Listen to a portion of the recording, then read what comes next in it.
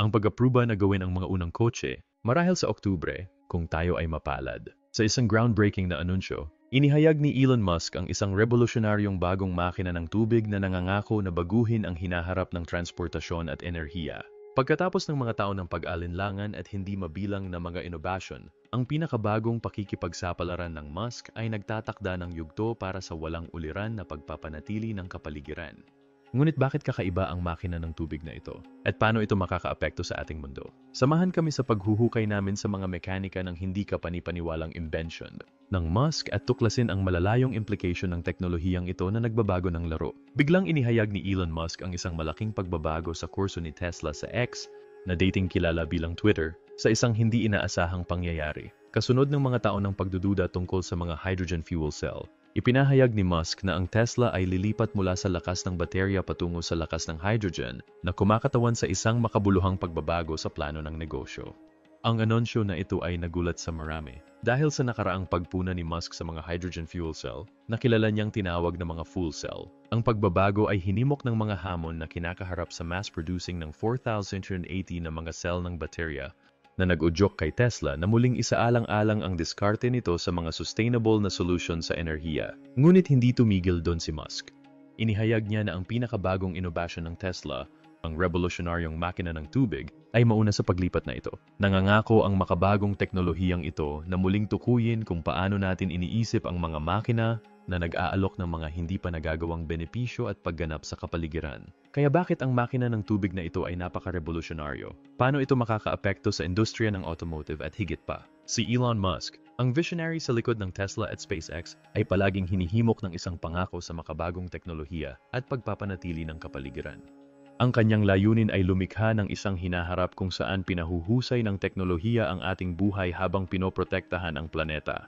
Ang walang humpay na pagtugis ni Musk sa pagbabago ay patuloy na nagtulak sa mga hangganan ng kung ano ang posible, na nakakuha sa kanya ng isang reputation bilang isang modernong panahong pioneer. Ang pananaw ni Musk para sa Tesla ay tungkol sa paglikha ng mga dekuryenteng sasakyan, ngunit tungkol sa pagbabago ng buong industriya ng automotive. Nilalayon niyang patunayan na ang mga dekuryenteng sasakyan ay maaring maging mas mabilis, mas ligtas, at mas kasiyasiya sa pagmamaneho kaysa sa kanilang mga katapat na gasolina. Ang mission na ito ay higit pa sa mga kotse. Ito ay tungkol sa pagpapabilis ng paglipat ng mundo sa napapanatiling enerhiya. Sa SpaceX, ang mga ambisyon ni Musk ay lumampas sa Earth. Naisip niyang gawing mas abot kaya at madaling ma-access ang paglalakbay sa kalawakan, sa huli ay naglalayong kolonihin ng Mars. Ang mga nakamit ng SpaceX, tulad ng matagumpay na landing at muling paggamit ng mga rocket, ay nagbago ng industriya ng kalawakan na nagpapakita ng kakayahan ni Musk na gawing katotohanan ang mga ambisyosong pangarap. Ang paglalakbay ni Musk sa renewable energy at transportation ay minarkahan ng ilang mahahalagang milestone. Ang Tesla, na itinatag noong 2003, sa una ay nahaharap sa pag-alinlangan. Ang mga dekuryenteng sasakyan ay itinuturing na hindi practical at hindi epektibo. Nagbunga ang pagpupursige ni Musk. Ang Roadster, ang unang sasakyan ng Tesla, ay nagpakita ng potensyal ng mga dekuryenteng sasakyan sa kahangahangang pagganap at saklaw nito. Ang makasunod na paglabas ng Model S, Model X, Model 3, at Model Y ay nagpatibay sa posisyon ni Tesla bilang isang leader sa merkado ng electric vehicle. Ang bawat modelo ay nagdala ng mga pagsulong sa teknolohiya ng baterya, driving range, at autonomous na kakayahan sa pagmamaneho na ginagawang mas mabubuhay ang mga electric car para sa pang-araw-araw na paggamit. Higit pa sa mga sasakyan, ang mga contribution ni Musk sa renewable energy ay makabuluhan. Ang mga produkto ng Powerwall at solar roof ng Tesla ay idinisenyo upang lumikha ng isang napapanatiling ecosystem ng enerhiya para sa mga tahanan at negosyo. Sa pamamagitan ng pagsasama ng pagbuo ng solar energy sa mahusay na pag-iimbak ng enerhiya, ang Musk ay nagbigay ng mga practical na solution para mabawasan ang pag-asa sa mga fossil fuel. Sa larangan ng paglalakbay sa kalawakan, nakamit ng SpaceX ang mga kahangahangang milestone. Ang kakayahan ng Falcon 9 na rocket na dumaong at magamit muli ay kapansin-pansing nabawasan ang halaga ng mga misyon sa kalawakan. Ang matagumpay na pag-deploy ng Starlink satellite constellation ay naglalayong magbigay ng pandaigdigang saklaw ng internet na higit na binibigyang diin ang malawak na epekto ng Musk sa teknolohiya at pagbabago. Ang makina ng tubig ay gumagana sa isang simple ngunit mapanlikhang prinsipyo. Gumagamit ito ng tubig upang makabuo ng enerhiya. Ang prosesong ito sa panimula ay naghihiwalay dito mula sa mga traditional na combustion engine na umaasa sa nasusunog na fossil fuels at mula sa mga electric engine na nakadepende sa lakas ng baterya. Ngunit paano gumagana ang makina ng tubig? Sa kaibuturan nito, ang makina ay gumagamit ng isang paraan na tinatawag na reverse electrolysis. Sa conventional electrolysis, ang kuryente ay ginagamit upang hatiin ang tubig, H2O, sa hydrogen, H, at oxygen, O. Sa reverse electrolysis, ang proseso ay binaligtad. Ang hydrogen at oxygen ay pinagsama upang makagawa ng kuryente, at ang tanging byproduct ay singaw ng tubig na ginagawa itong isang napakalinis na teknolohiya. Kaya ano ang mga mekanika sa likod ng kahangahangang teknolohiyang ito? Ang mekanikang makina ng tubig ay isang timplang mga fuel cell, reverse electrolysis, at ng reaction ng hydrogen-oxygen. Hati natin ito ng hakbang-hakbang. Una, ang tubig ay ipinakilala sa sistema. Pagkatapos ay hinahati ng makina ang tubig sa hydrogen at oxygen gamit ang isang paunang input ng enerhiya. Ang mga gas na ito ay nakaimbak sa magkahiwalay na mga tangke sa loob ng sasakyan. Kapag ang makina ay tumatakbo, ang hydrogen mula sa tangke ay pinapakain sa fuel cell. Sa fuel cell, ang mga molekulang hydrogen ay nahahati sa mga proton at electron. Ang mga electron ay ginagamit upang lumikha ng isang electric current na nagpapagana sa electric motor ng sasakyan. Samantala, ang mga proton ay gumagalaw sa isang lamad at nagsasama sa oxygen mula sa hangin na gumagawa ng singaw ng tubig bilang ang tanging emisyon. Ang prosesong ito ay hindi kapanipaniwalang mahusay, patuloy na bumubuo ng kuryente hanggat merong hydrogen at oxygen na magagamit. Ngunit gaano kahusay ang makina ng tubig kumpara sa mga traditional at dekuryenting makina? Ang sagot ay medyo promising. Ang mga traditional na combustion engine ay may rate ng kahusayan na humigit kumulang 20-30%. Ibig sabihin, malaking halaga ng enerhiya ang nawawala bilang init. Ang mga dekuryenting makina, habang mas mahusay sa humigit kumulang 85-90%, ay nahaharap pa rin sa mga hamon tulad ng mahabang oras ng pag-charge at pagkasira ng baterya. Ang makina ng tubig, gayunpaman, ay ipinagmamalaki ang kahusayan na humigit kumulang 60% na inilalagay ito sa pagitan ng pagkasunog at mga dekuryenting makina. Higit sa lahat, nag-aalok ito ng mas malinis, mas napapanatiling alternatibo. Ang isa pang critical na sukatan ng pagganap ay ang saklaw. Ang mga traditional na dekuryenting sasakyan, ang mga EV, ay kadalasang dumaranas ng pagkabalisa sa saklaw na ang mga kasalukuyang modelo ay karaniwang nag-aalok sa pagitan ng 200-300 milya bawat singil. Ang makina ng tubig, na gumagamit ng mataas na densidad ng enerhiya ng hydrogen, ay maaring makamit ang mga saklaw na maihahambing o kahit na lumampas sa mga sasakyang pinapagana ng fossil fuel. Isipin ang pagmamaneho ng isang kotse na naglalabas lamang ng singaw ng tubig at hindi nababahala tungkol sa pagkawala ng kuryente sa gitna ng isang biyahe. Kaya, bakit kakaiba ang makina ng tubig? Hindi tulad ng mga dekuryenting sasakyan na nangangailangan ng mahahabang session ng pag-charge, ang makina ng tubig ay mabilis na ma-refuel, katulad ng mga sasakyang pang-gasolina. Ang kaginhawaan na ito, kasama ng mga benepisyo nito sa kapaligiran, ay naglalagay sa makina ng tubig bilang isang game changer sa industriya ng automotive. Ang isa sa pinakamahalagang bentahe ng makina ng tubig ay ang potential nitong bawasan ng husto ang ating carbon footprint. Ang mga traditional na makina ng pagkasunog ay naglalabas ng malaking halaga ng carbon dioxide at iba pang mga pollutant na nag-aambag sa pagbabago ng klima at pollution sa hangin. Sa kabaligtaran, ang makina ng tubig ay gumagawa lamang ng singaw ng tubig bilang isang byproduct na ginagawa itong isang napakalinis na alternatibo. Upang ilagay ito sa pananaw, ang karaniwang sasakyan na pinapagana ng gasolina ay naglalabas ng humigit kumulang 4-6 metrikong tonelada ng carbon dioxide taon-taon. Ang paglipat sa mga makina ng tubig ay maaring ganap na maalis ang mga emisyong ito. Bukod dito, ang pag-alis ng mga nitrogen oxide at particulate matter ay hahantong sa makabuluhang pagpapabuti sa kalidad ng hangin, lalo na sa mga urban na lugar. Kung ikukumpara ang mga dekuryenting sasakyan, ang mga EV ay mas malinis din kaysa sa mga kotseng pinapagana ng fossil fuel ngunit hindi walang gastos sa kapaligiran. Ang pagmimina ng lithium, cobalt at iba pang mga rare earth metal na kinakailangan para sa mga baterya ay may malaking epekto sa ekolohiya. Bukod pa rito, kung ang kuryenteng ginagamit sa pag-charge ng mga EV ay mula sa mga non-renewable power plant, ang kabuuang pagbawas sa mga carbon emission ay hindi gaanong kapansin-pansin. Ang mga hydrogen fuel cell ay kumakatawan sa isa pang malinis na alternatibo na gumagawa lamang ng tubig bilang isang byproduct. Ang production ng hydrogen ay karaniwang nagsasangkot ng natural na gas na nagre-resulta sa hindi direktang paglabas ng carbon. Bilang karagdagan, ang pag-imbak ng hydrogen at transportation ay nagdudulot ng mga hamon dahil sa mababang density ng enerhiya nito at ang pangangailangan para sa mga tangke na may mataas na presyon. Ang makina ng tubig na gumagamit ng reverse electrolysis ay may potential na mag-alok ng mas mahusay at environment-friendly na solution. Sa pamamagitan ng paggamit ng renewable energy sources upang makagawa ng hydrogen, ang buong ikot ng buhay ng makina ng tubig ay nagiging sustainable na higit na nagpapababa sa environmental footprint nito. Sa ekonomiya, ang makina ng tubig ay maaring magdala ng malaking pagtitipid sa gastos sa katagalan. Ang mga traditional na internal combustion engine ay nangangailangan ng regular na pagpapanatili, kabilang ang pagpapalit ng langis, pag-aayos ng exhaust system at pag-tune up ng engine na maaring magastos sa paglipas ng panahon.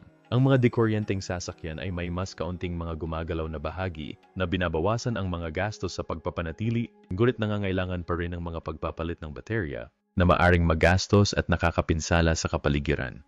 Ang makina ng tubig na may mas simpleng mekanika at mas kaunting mga gumagalaw na bahagi ay nangangako ng mas mababang gastos sa pagpapanatili. Ang mga bahagi tulad ng mga fuel cell at electrolysis system ay idinisenyo para sa tibay na posibleng magpapahaba ng habang buhay ng mga sasakyan. Habang tumatanda ang teknolohiya at naisa sa katuparan ang economies of scale, ang paunang halaga ng mga sasakyang makina ng tubig ay maaring bumaba ng malaki na ginagawang mas naa-access ang mga ito sa karaniwang mamimili. Gayunpaman, ang paglipat sa mga makina ng tubig ay mangangailangan ng malaking paunang pamumuhunan. Ang pagbuo ng infrastruktura para sa mga istasyon ng pag-refueling ng tubig ay isang napakalaking gawain. Kabilang dito ang alinman sa pagtatayo ng mga bagong istasyon o pag-retrofitting ng mga dati ng istasyon upang mapaunlakan ang teknolohiya sa pag-refueling ng tubig. Ang gastos at logistics sa pagtatatag ng malawak na network ng mga station ng refueling ay mangangailangan ng malaking pakikipagtulungan sa pagitan ng mga gobyerno at pribadong kumpanya. Sa isang mas malawak na antas ng ekonomiya, ang pag-ampo ng mga makina ng tubig ay maaring mabawasan ang pandaigdigang pag-asa sa langis na humahantong sa mas matatag na presyo ng gasolina at potensyal na pagbabawas ng mga geopolitical na tension na nauugnay sa supply ng langis. Ang pagbabagong ito ay maaring magpasigla sa paglikha ng trabaho sa mga bagong industriya na nakatuon sa teknolohiya ng makina ng tubig, pagmamanupaktura at pagpapaunlad ng infrastruktura. Ang pagpapakilala ng makina ng tubig ay kumakatawan sa isang makabuluhang pagbabago sa teknolohiya sa industriya ng automotive. Ang paglipat mula sa mga combustion engine at mga dekuryenteng sasakyan patungo sa mga makina ng tubig ay kinabibilangan ng pagtagumpayan ng iba't ibang hamon. Ang kasalukuyang infrastruktura ng sasakyan ay ganap na nakaugat sa mga fossil fuel mula sa mga proseso ng pagmamanupaktura hanggang sa mga network ng refueling.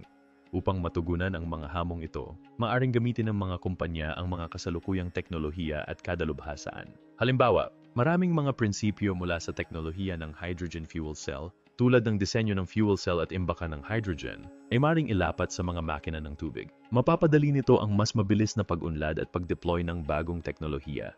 Ngunit ano ang hinaharap para sa makina ng tubig ng Musk? Ito ba ay muling tukuyin ang ating diskarte sa enerhiya at transportation o haharapin ba nito ang hindi malulutas na mga hadlang?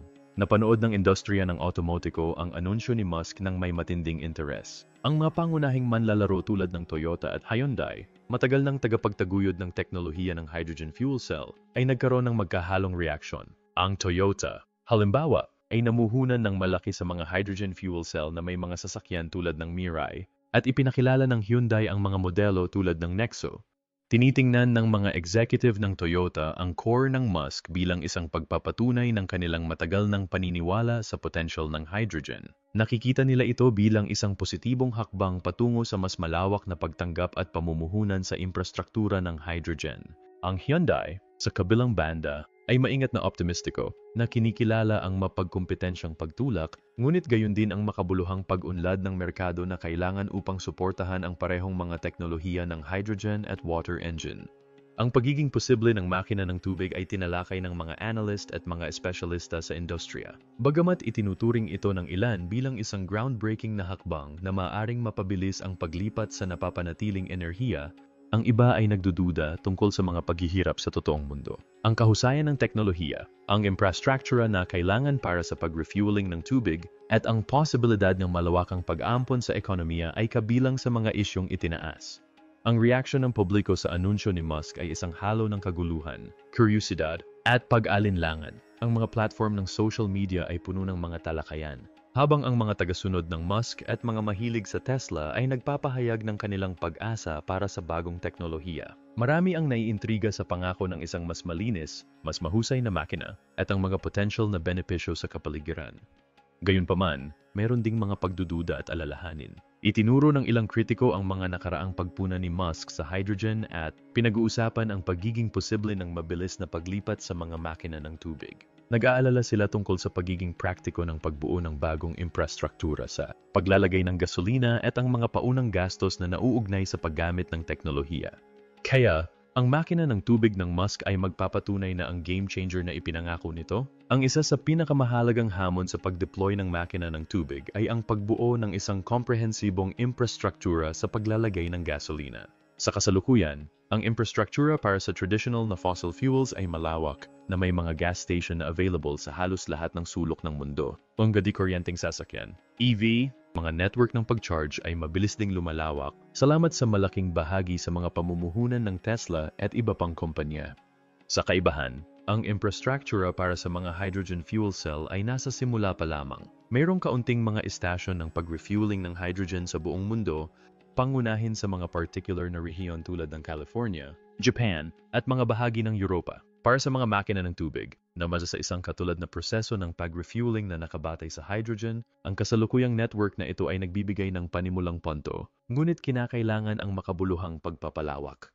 Ang diskarte ni Tesla sa paglutas nito ay nagsasangkot ng paggamit ng karanasan nito sa pagbuo ng mga EV supercharging station. Plano ng kumpanya na i-retrofit ang mga kasalukuyang istasyon ng EV na may mga kakayahan sa pag-refuel ang hydrogen at bumuo ng mga bagong istasyon na nakatuon sa mga makina ng tubig. Ang ambisyosong planong ito ay mangangailangan ng malaking pamumuhunan at pakikipagtulungan sa mga gobyerno at pribadong sektor ng mga kasosyo upang matiyak ang malawakang kakayahang magamit at kaginhawahan para sa mga mamimili.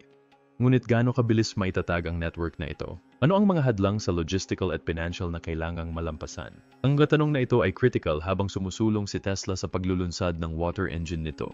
Ang kaligtasan ay isa pang pinakamahalagang alalahanin kapag nagpapakilala ng bagong teknolohiya. Ang hydrogen, habang isang malinis na pinagmumulan ng enerhiya, ay lubos na nasusunog at dapat pangasiwaan ng may pag-iingat. Ang makina ng tubig, na umaasa sa hydrogen, ay nagmamana ng mga hamon sa kaligtasan na ito. Upang matugunan ang mga potensyal na panganib na ito, nagpatupad si Tesla ng ilang mga hakbang sa kaligtasan. Una, ang mga advanced na sistema ng imbakan ng hydrogen ay binuo upang matiyak na ang hydrogen ay nakaimbak ng ligtas sa loob ng sasakyan. Ang mga sistemang ito ay idinisenyo upang makatiis ng mataas na presyon at maiwasan ang mga pagtagas. Ang mahigpit na mga pamamaraan ng pagsubok ng Tesla para sa makina ng tubig at mga sistema ng imbakan ng hydrogen ay naglalayong matugunan at lumampas sa mga pamantayan sa kaligtasan na itinakda ng mga international na katawan ng regulation. Sa pamamagitan ng pagbibigay prioridad sa kaligtasan sa bawat yugto ng pag-unlad at pag-deploy, nakatuon ang Tesla na gawing maasahan at secure ang makina ng tubig hanggat maaari. Ngunit maaari bang maibsan ng mga hakbang sa kaligtasan ang mga alalahanin ng publiko? Anong mga karagdagang hakbang ang maaaring gawin upang matiyak na ang teknolohiya ay itinuturing na ligtas at mapagkakatiwalaan?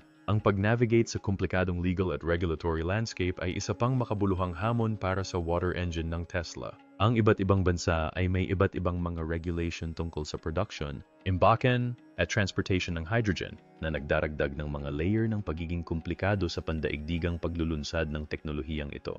Ang Tesla ay aktibong nakipag-ugnayan sa mga awtoridad sa regulation sa buong mundo upang matiyak ang pagsunod sa lahat ng nauugnay na pamantayan.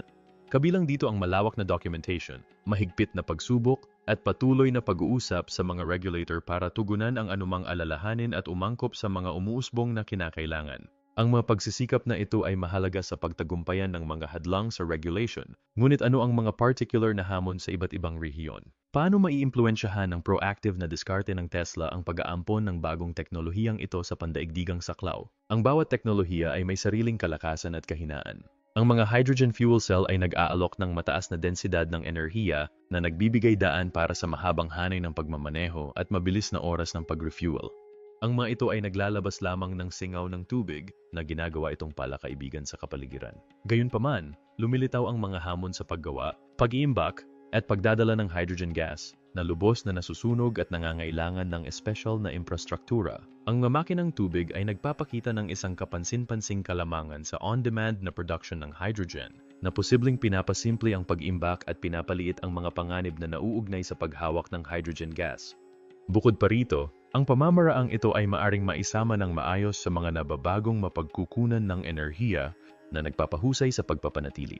Gayunpaman, ang proseso ng reverse electrolysis ay nangangailangan ng makabuluhang paunang pagpasok ng enerhiya na maaring makaapekto sa pangkalahatang kahusayan. Ang potential sa merkado para sa mga makina ng tubig ay mukhang may pag-asa ngunit mapaghamong. Ang industriya ng automotive ay masigasig sa pagbabawas ng mga carbon emissions at paggamit ng napapanatiling mga mapagkukunan ng enerhiya. Ang mga pamahalaan sa buong mundo ay nagtatakda ng mahigpit na mga targets sa emission at nag-aalok ng mga insentibo para sa malinis na teknolohiya ng enerhiya na lumilikha ng isang kanais-nais na kapaligiran para sa pagbabago. Ang pagtataya ng mga rate ng pag-ampon ay nagsasangkot ng pagsusuri sa mga pagsulong sa teknolohiya, pagbuo ng infrastruktura, at pagtanggap ng consumer. Sa una, ang mga makina ng tubig ay maring mag-apela sa mga maagang nag-ampon at mga mamimiling may kamalayan sa kapaligiran. Habang bumubuti ang teknolohiya at bumababa ang mga gastos, malamang ang mas malawak na paggamit. Ayon sa mga analyst, ang makina ng tubig ay maaring makakuha ng malaking bahagi ng merkado sa susunod na 10 taon kung malulutas ni Tesla ang mga issue sa kahusayan at infrastruktura upang palakihin ang pagmamanupaktura at pag-deploy. Ang pakikipagsosyo sa publiko at commercial na sektor ay mahalaga. Ngunit ano ang aabutin para sa mga makina ng tubig upang tunay na baguhin ang industriya ng transportation? Paano sila makikipagkompetensya sa mga naitatag na teknolohiya at mag-navigate sa umuusbong na tanawin ng napapanatiling enerhiya? Ang paglalakbay ng teknolohiya ng makina ay nagsimula sa pag-imbento ng steam engine noong huling bahagi ng ika-70 siglo. Pinahusay ni Thomas Newcomen at James Watt ang mga steam engine. Binago ang transportation at industriya. Ang mga unang makinang ito ay mahalaga sa pagmamaniho ng revolusyong pang-industriya, pagpapagana ng mga lokomotibo, barko, at pabrika. Sa huling bahagi ng ika-19 na siglo, lumitaw ang internal combustion engine na binuo ng mga inventor tulad ni Nicholas Otto at Rudolf Diesel. Ang four-stroke engine ni Otto at ang compression ignition engine ng Diesel ay naging foundation para sa modernong gasolina at diesel engine. Nag-aalok ang mga makinang ito ng higit na kahusayan at lakas na humahantong sa kanilang malawakang paggamit sa mga sasakyang panghimpapawid, at mga barko. Ang ika-20 siglo ay nakakita ng mga makabuluhang refinement sa panloob na combustion engine na may nga pagsulong sa mga materyales, fuel injection system, at turbocharging. Ang mga pagpapahusay na ito ay nagpahusay sa performance, fuel efficiency, at emissions control na ginagawang ang internal combustion engine ang nangingibabaw na puwersa sa transportation. Habang lumalaki ang mga alalahanin tungkol sa polusyon at pagkaubos ng fossil fuel, tumindi ang paghahanap ng mga alternatibong makina ng gasolina.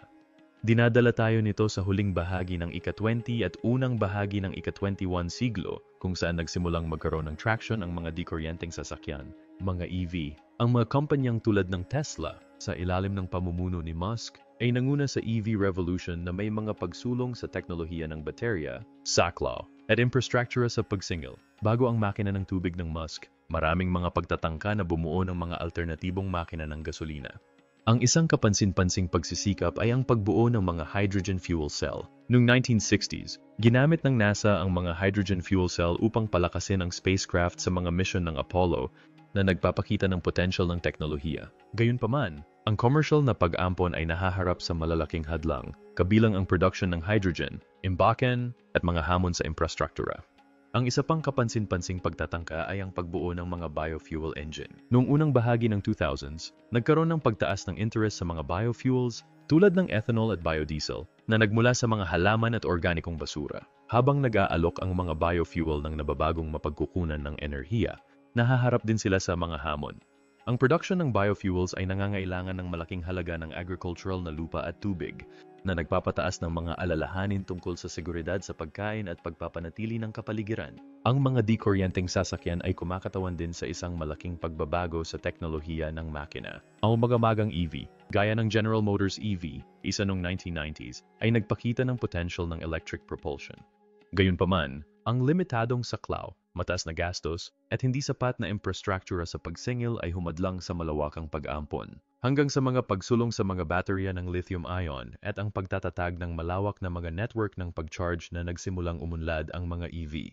Ang kasaysayan ng mga alternatibong makina ng gasolina ay nag-aalok ng mahahalagang aral na nagpapaalam sa kasalukuyang proyekto ng Musk. Isang mahalagang aral ang kahalagahan ng infrastruktura. Nakipaglaban ang mga hydrogen fuel cell at mga naunang EV sa mga hamon sa infrastruktura. Ang plano ni Musk na gamitin ang kasalukuyang supercharger network ng Tesla para sa hydrogen refueling ay tumutugon sa critical na hadlang na ito.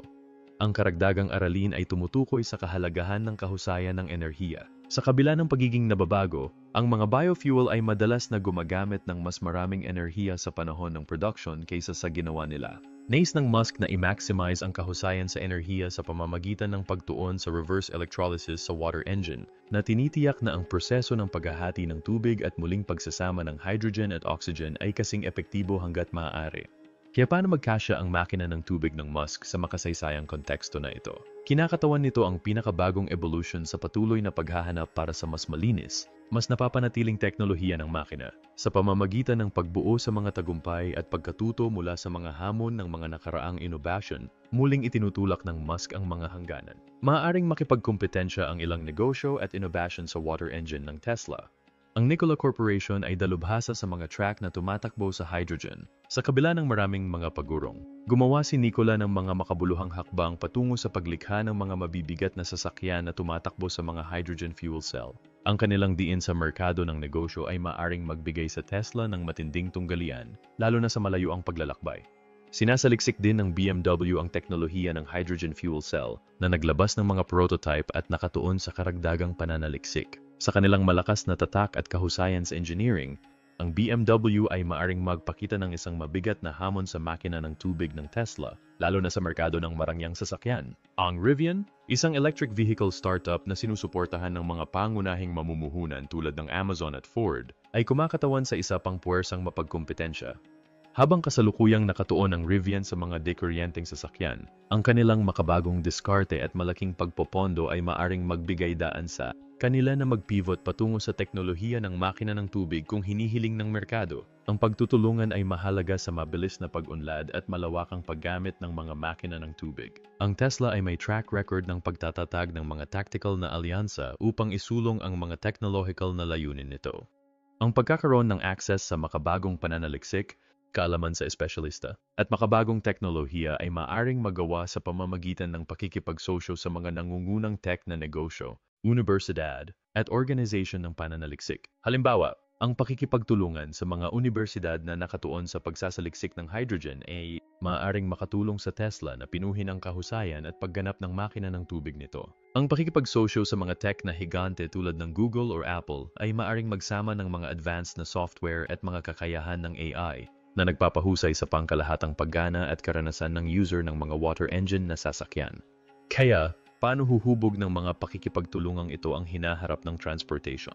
Ang pakikipagsosyo ba ng Tesla ay magbibigay daan para sa malawakang pag-ampon ng mga makina ng tubig? Ang maayos na pagsasama ng makina ng tubig sa mga pinagmumulan ng nababagong enerhiya tulad ng solar at wind power ay isa sa mga pinakakapanapanabik na tampok nito.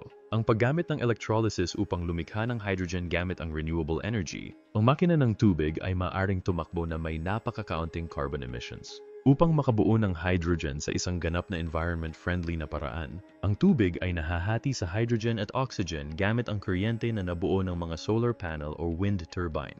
Isipin ang isang senaryo kung saan ang mga bahay na nilagyan ng mga solar panel ay maaring makabuo ng hydrogen fuel sa araw at gamitin ito sa pagpapagana ng mga sasakyang makina ng tubig. Katulad nito, ang mga wind farm ay maaring magbigay ng parehong kuryente para sa grid at hydrogen para sa transportation, na lumilikha ng isang synergistic na relasyon sa pagitan ng renewable energy generation at sustainable na transportation. Ang epekto sa gridding enerhiya ay maaring maging transformative. Ang production ng hydrogen ay maaring magsilbi bilang isang paraan ng pag-imbak ng enerhiya, kumukuha ng labis na enerhiya sa panahon ng peak production at ibalik ito sa kuryente o gasolina kapag mataas ang demand. Ang kakayahang ito na balansehin ang supply at demand ay maaring makatulong na patatagin ang grid at mapahusay ang pagiging maasahan ng mga renewable na pinagkukunan ng enerhiya kahit na ang mga natural na condition ay nagbabago. Ang pagkukusa sa pandaigdigang sustainability ay maaring maging mas maaga kung ang mga makina ng tubig ay malawakang ginagamit. Ang mga makina ng tubig ay maaring makabuluhang mapababa ang mga greenhouse gas emissions at pollution sa hangin sa pamamagitan ng paglayo sa mga fossil fuel. Ang isang mas napapanatiling planeta, mas malusog na komunidad, at mas malinis na hangin ay makikinabang sa pagbabagong ito. Higit pa rito, ang pangkalahatang layunin ng pag-decarbonize ng sistema ng enerhiya ay sinusuportahan ng pagsasama-sama ng mga makina ng tubig na may mga pinagmumulan ng nababagong enerhiya. Ang teknolohiyang ito ay may potential na mapabilis ang paglipat sa isang ganap na napapanatiling kapaligiran ng enerhiya sa pamamagitan ng pagpapalakas ng paggamit ng birding hydrogen at paghikayat sa pagbuo ng infrastruktura ng hydrogen. Kapag pinagsama-sama ang lahat ng mga hakbangin na ito, ang epekto sa kapaligiran ng pagbuo ng enerhiya at transportasyon ay makabuluhang mababawasan. Ang makina ng tubig ni Elon Musk ay maaring makaimpluwensya sa mga pandaigdigang patakaran sa enerhiya. Habang ang mga bansa ay naghahangad na makamit ang mga layunin sa klima at bawasan ang mga carbon emissions, ang pagpapakilala ng isang mabubuhay, malinis na alternatibo sa mga traditional na makina ay maaring mag-udyok ng malaking pagbabago sa patakaran. Ang paglaki ng mga estasyon ng refueling at ang production ng birding hydrogen ay maaring hikayatin ng mga subsidyo ng gobyerno at mga tax break na magpapataas ng suporta para sa infrastruktura ng hydrogen. Ang mga regulasyong ito ay maaari ding magsama ng mga insentibo para sa mga mamimili na bumili ng mga sasakyang pinapagana ng hydrogen at pagpopondo para sa pananaliksik at pagpapaunlad. Ang paglipat sa nababagong enerhiya ay mapapabilis ng mga pagkilos na ito na magsusulong ng universal na pag-ampon at pagpapalawak ng infrastruktura. Ang pagpapakilala ng makina ng tubig ay nangangako na higit na mapahusay ang karanasan sa pagmamaneho para sa mga mamimili. Hindi tulad ng mga traditional na internal combustion engine na kilala sa kanilang ingay at vibrations. Ang mga makina ng tubig, tulad ng mga dekuryenteng sasakyan, ay nag-aalok ng mas tahimik, mas maayos na biyahe.